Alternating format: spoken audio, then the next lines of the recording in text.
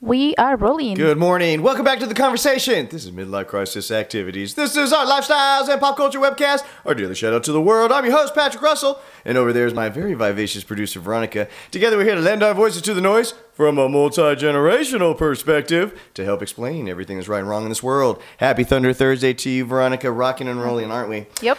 So, tragic story that caught my eye this morning. Off the coast of Australia, a great white shark was caught on video, not only attacking, not only mauling, but devouring a 35-year-old male swimmer, right? Oh. Simon Nellist, he was a scuba diver instructor, a lover of the ocean, so he was doing what he loved best, being part of the ocean. Apparently he was swimming for a non-profit swimming event. So he was just one of those guys that was full of love and enjoyed nature and the outdoors.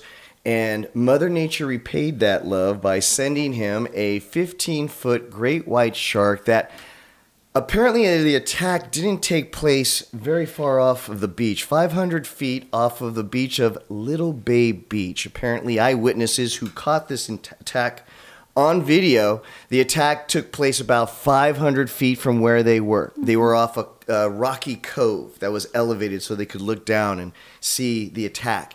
They detailed a scene where the shark not only ripped poor Simon in half, but the remains washed up closer to them in the rocky bay, and the shark came back to then eat the remains of Simon until there was nothing left.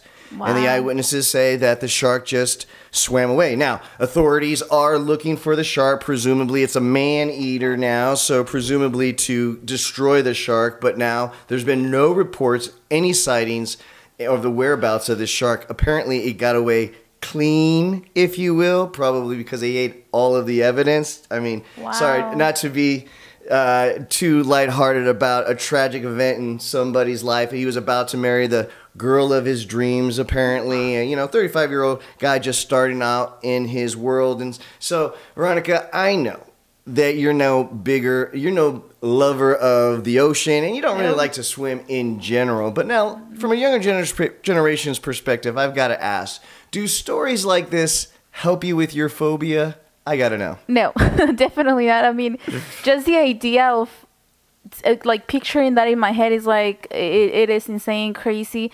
And I mean, they always say respect the ocean because you never know. So even though he wasn't like too far away or deep inside the ocean, I mean, look what happened. I mean, that's terrible. So we're not close to Australia, but we're close to California, and looking up a little research, we find out that since 1950 off the coast of California, there's been 119 shark attacks. Now, so we learned a new term this morning too. There's a term that's for when a shark approaches and make contact with you. That's considered an attack. But then there's also the shark fatalities, right? So since 1950, off the coast of California, there's been 119 shark attacks.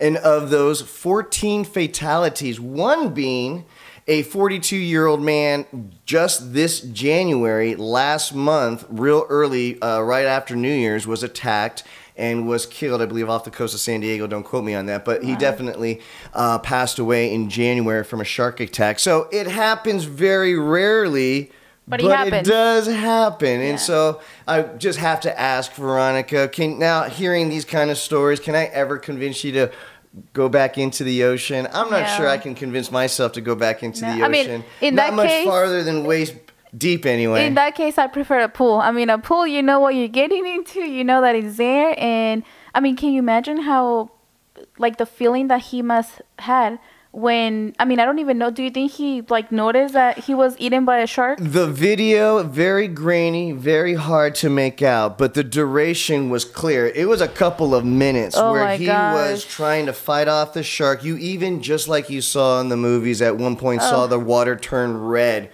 When you know, oh, that's when the shark really got a good crunch out of him, right? Okay, final note, guys.